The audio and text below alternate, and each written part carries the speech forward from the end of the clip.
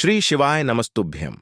हर हर महादेव। दोस्तों, आप सभी लोग जानते हैं कि 13 अगस्त 2024 यानी मंगलवार को पड़ रही है नवमी तिथि। दोस्तों, ये जो मंगलवार है श्रावण महीने में पड़ने वाला सबसे बड़ा मंगलवार है, क्योंकि सावन महीने में पड़ रहा है, जिसका बहुत ही बड़ा और विशेष महत्व होता है।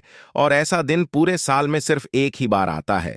और दोस्तों, आप सभी लोग जानते हो कि मंगलवार नवमी का अगर सबसे बड़ा कोई उपाय है तो वह 2 लौंग वाला उपाय है।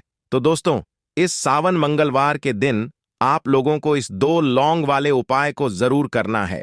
बहुत सारे लोग होंगे जिन लोगों ने इस उपाय को ना किया हो, मतलब पूरा साल निकल गया, उन्होंने किसी भी दिन इस लौंग वाले उपाय को ना किया हो।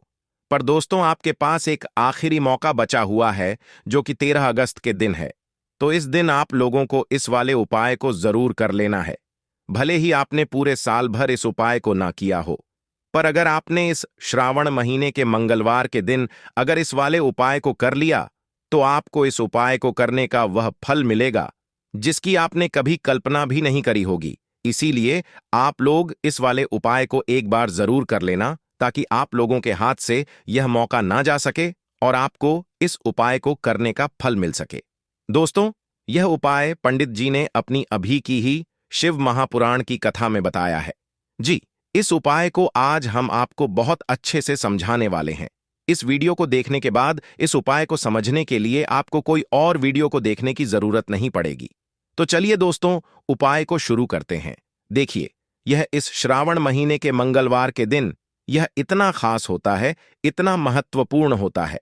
देखा है कभी कभी बड़े बड़े पूजा पाठ अनुष्ठान से जो मनोकामना पूर्ण नहीं होते, वह श्रावण महीने के दिन एक छोटे से उपाय करने से ही आपकी मनोकामना पूर्ण हो जाती है।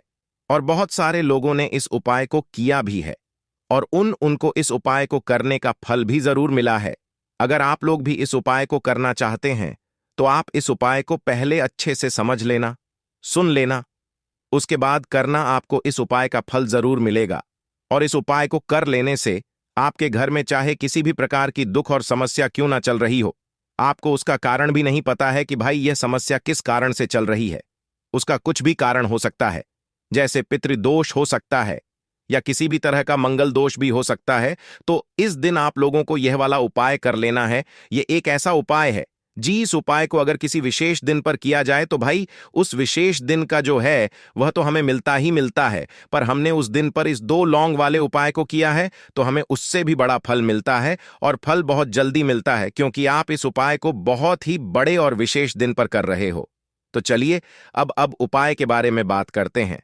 लेकिन उससे पहले आप लोगों को यह जानना आवश्यक है कि आखिर यह उपाय किस समय करना है, किसको करना है और कैसे करना है। तो चलिए हम आगे आपको वीडियो में एक एक करके बता देते हैं।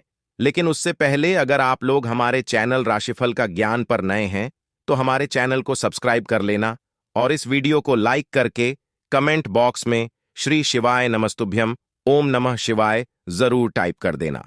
तो दोस्तों, इस डूलोंग व उपाय को हमें इस मंगलवार के दिन कैसे करना है, किसको करना है, किस समय करना है और कहां पर करना है, यह सारे सवालों के जवाब आपको इस वीडियो में मिल जाएंगे।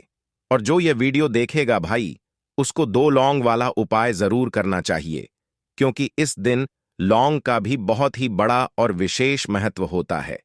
और जब बात आ जाए 2 लौंग की, तो यह सोने पे सुहागा वाली बात हो जाती है, और यह एक बहुत ही बड़ा उपाय हो जाता है इस मंगलवार नवमी का।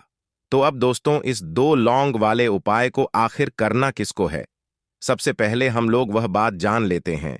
तो देखो, घर की जो बड़ी माताएं बहनें होती हैं, उन माताओं बहनों में से कोई भी एक बड़ी माता बहन इस वाले उपाय को कर सकती है।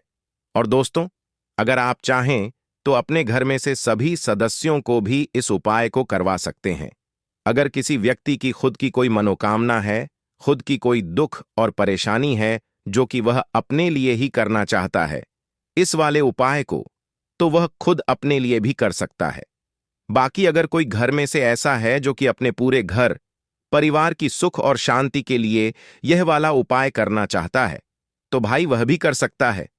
उसमें भी कोई दिक्कत वाली बात नहीं है। कहने का मतलब यह है कि इस उपाय को हर एक सदस्य भी कर सकता है, और पूरे घर परिवार के सदस्य के लिए घर की बड़ी माताओं बहनों में से कोई एक माता बहन भी कर सकती है। माताएं बहनें अगर घर में उपस्थित ना हो या वह यह वाला उपाय ना कर पा रही हो तो फिर घर का कोई ब सदस्य भी इस 2 लंग वाले उपाय को कर सकता है, चाहे फिर वह पुरुष ही क्यों ना हो। उसमें कोई भी दिक्कत वाली बात नहीं है। अब दोस्तों, इस लंग वाले उपाय को हमें करना कहां पर है? देखो, हमें शिवलिंग के पास में जाकर करना है। बहुत सारे लोग प्रश्न करते हैं, हर एक उपाय को करते समय क्या हम इस उपाय को घर पर या मंदिर में कर सकते हैं? देखो, तो इस वाले उपाय को आप मंदिर में करोगे तो अच्छा रहेगा, घर पर नहीं करना है इस वाले उपाय को। उसके बाद में दोस्तों जो अगला प्रश्न निकल कर आता है वह यह आता है इस उपाय को लेकर कि आखिर इस उपाय को हमें किस समय करना है, सुबह के समय करना है कि शाम के समय करना है? तो देखो, इस वाले उपाय को आप लोग सुबह के समय भी कर सकते हो और शाम के समय प्रदोष काल में भी कर सकते हो। अब अगर आप पूछो कि भाई सबसे उत्तम समय कौन सा रहेगा इस 2 लौंग वाले उपाय को करने का, तो हम आपसे बस यही कहेंगे कि इस उपाय को आप शाम के समय करेंगे तो ज्यादा बेहतर होगा। बाकी अगर सुबह के समय भी करेंगे तो भी अच्छा होगा, उसमें कोई भी दिक्कत वाली बात नहीं है। तो अब दोस्तों, जो अगली सबसे बड़ी और महत्वपूर्ण बात आती है वह ये आती है कि सुबह अगर हम उपाय को करेंगे तो हमें कितने बजे से लेकर कितने बजे तक के बीच में करना है, और शाम के समय प्रदोष काल में करेंगे तो हमें कितने बजे से लेकर कितने बजे के बीच में करना है। तो देखो, सुबह जितनी जल्दी हो सके आप उपाय को करने की कोशिश करना। बाकी अगर किसी कारणवश लेट भी हो जाओ, थोड़ी देर भी हो जाए, तो 10 या 11 बजे तक भी आप उपाय कर लेना, पर 12 बजे से ज्यादा देरी ना हो। ठीक है, इस बात का ध्यान रखना। उसके बाद में दोस्तों, अगर शाम के समय प्रदोष काल की बात करें, प्रदोष काल का जो समय है होता है वह शाम के 6 बजे से शुरू हो जाता है।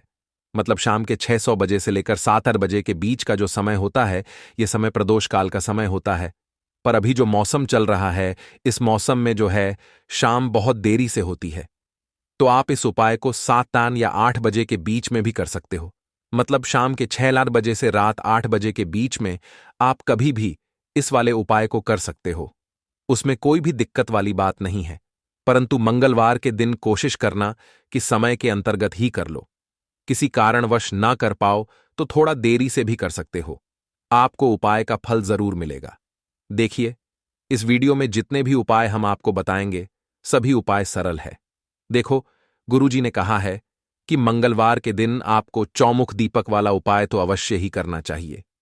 वीडियो के अंतिम में आपको उपाय बताया है जो आपको करना है। देखो, आगे बढ़ने से पहले वीडियो को एक लाइक जरूर करें। देखो, सबसे पहला उपाय, यदि आपके जीवन में कर्जा बहुत अधिक है, आपके जीवन में संकट बहुत अधिक रहते हैं, आपके ऊपर बहुत अधिक विपदा आ रही है, बार बार आपको अपने व्यापार में और अपने धन में हानि देखने को मिल रही है, यानी कि आपको प्रत्येक कार्य में हानि हो रही है, तो आपको यह उपाय करना चाहिए। देखिए, इस उपाय के लिए आपको मात्र 1 लौंग का जोड़ा लेना है, यानी कि 2 फूल वाली लौंग लेनी है। साथ में आपको मात्र थोड़ा सा शहद लेना होगा, और इसी के साथ में आपको तांबे के पात्र के अंदर शुद्ध जल लेना होगा। अब देखिए, इन सभी सामग्रियों को लेकर के आपको भगवान शिव के मंदिर में पहुंच जाना है। देखें, यह उपाय आप सुबह से लेकर शाम तक कर सकते हैं। तो वह सबसे पहले तो आपके पास जो 2 फूल वाली लौंग हैं, उन्हें आपको शहद के अंदर अच्छे से डुबो है, यानी कि दोनों लौंग पर आपको अच्छे से शहद का लेपन कर देना है। अब आपको जो आपके पास 1 लौटा जल है, सबसे पहले तो उसे शिवलिंग पर धीरे धीरे समर्पित करना है और श्री शिवाय नमस्तुभ्यम इस मंत्र का जाप करते हुए समर्पित कर देना है।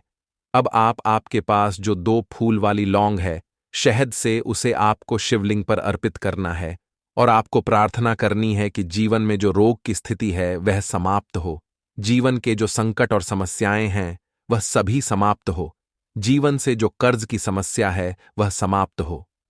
इस प्रकार से प्रार्थना करते हुए यह जो 2 फूल वाली लौंग ही शहद संयुक्त, इससे आपको शिवलिंग पर अर्पित कर देनी है। आपकी जो भी समस्या होगी इस मंगलवार के दिन अवश्य ही समाप्त हो जाएगी। तो इस प्रकार से आपको पहला उपाय करना है। अब हम बात कर लेते हैं दूसरे उपाय के बारे में। देखो, यह उपाय आपके लिए सर्वश्रेष्ठ होने वाला है। देखिए, इस उपाय के लिए आपको मात्र 5 हरे मूंग के दाने आपको साबुत लेने हैं, खंडित नहीं होने चाहिए। इस बात का ध्यान रखें और इसी के साथ मैं आपको एक तांबे के पात्र के अंदर अपने घर से शुद्ध जल ले लेना है। अब दोस्तों, इन सभी सामग्रियों को लेकर के आपको सीधे पहुंच जाना है। भगवान शिव के मंदिर में देखिए, इस उपाय को भी आप सुबह भी कर सकते हैं और शाम के समय में भी कर सकते हैं। देखिए, भगवान शिव के मंदिर में पहुंचने के बाद आपके पास जो 5 हरे मूंग हैं, उनमें से पहला जो हरा मूंग है, आपको शिवलिंग के सामने जो नंदी महाराज होते हैं और उनका जो पैर उठा हुआ होता है, वहां पर आपको पहला हरा मूंग समर्पित कर देना है और आपको ओम नमः शिवाय इस मंत्र का जाप कर लेना है। फिर आपको दूसरा हरा मूंग लेना है और शिवलिंग पर जो श्री गणेश जी वाला स्थान होता है, वहां पर आपको यह दूसरा हरा मूंग समर्पित कर देना है, यानी कि शिवलिंग के सीधे तरफ आपको यह दूसरा हरा मूंग समर्पित करना है और फिर आपको ओम नम शिवाय या फिर श्री गणेशाय नम इस मंत्र का जाप कर लेना है। तीसरा, हरा मूंग का दान आपको भगवान शिव की सबसे प्रिय पुत्री माता अशोक सुंदर वाले स्थान पर समर्पित करना होगा। शिवलिंग की जो जलाधारी होती है, जहां से जल बह करके आता है, उसी जलाधारी के बीच में जो कहीं कहीं उठी हुई लाइन होती है सांप की आकृति के रूप में, वहीं पर आपको तीसरा हरा मूंग समर्पित करना है और फिर आपको ओम नमः शिवाय इस मंत्र का जाप कर लेना है। अब दोस्तों, चौथा जो हरा मूंग है, उसे आपको भगवान कार्तिकेय जी का जो स्थान होता है शिवलिंग पर, वहां पर आपको यह चौथा हरा मूंग का दाना समर्पित कर देना है और आपको ओम नमः शिवाय इस मंत्र का जाप कर लेना है। अब दोस्तों, आपके पास जो 5वां और अंतिम हरा मूंग बचा हुआ है, उससे आपको उसे जल के पात्र के अंदर डाल देना है और इस हरे मूंग से युक्त जल से आपको भगवान शिव के शिवलिंग का अभिषेक कर देना है। जल आपको बिल्कुल धीरे धीरे समर्पित करते जाना है और लगातार आपको शिव महापुराण के मूल मंत्र श्री शिवाय नमस्तुभ्यम इस मंत्र का जाप करते रहना है। फिर आपको शिवलिंग के सामने बैठकर, यदि आप अपने बच्चों के लिए यह उपाय कर रहे हैं, यदि आप अपने बच्चों की बुद्धि ज्ञान और विवेक के लिए उपाय कर रहे हैं, तो उसके लिए आपको प्रार्थना कर लेनी है। या फिर व्यापार में वृद्धि करने के लिए यह उपाय कर रहे हैं, तो उसकी कामना करते हुए आपको प्रार्थना कर लेनी है। या फिर अपनी नौकरी के लिए कर रहे हैं, या फिर अपने इंटरव्यू के लिए, या फिर धन की प्राप्ति के लिए कर रहे हैं, जिस भी कामना के लिए आप उपाय कर रहे हैं, उसे परिपूर्ण करने के लिए आपको महादेव से प्रार्थना कर लेनी है और फिर आपको वापस अपने घर आ जाना है। पूज्य गुरुजी ने कहा है कि जो भी व्यक्ति इस उपाय को कर लेता है, तो यकीन मानिए आपके जीवन की जो सारे संकट, कष्ट और बाधाएं ही वह सभी समाप्त होंगे। अब हम बात करते हैं अगले उपाय की। इस उपाय के लिए आपको एक दीपक लेना है। दीपक आप मिट्टी का भी ले सकते हैं और शुद्ध आटा मढ़कर उसका दीपक भी आप तैयार कर सकते हैं।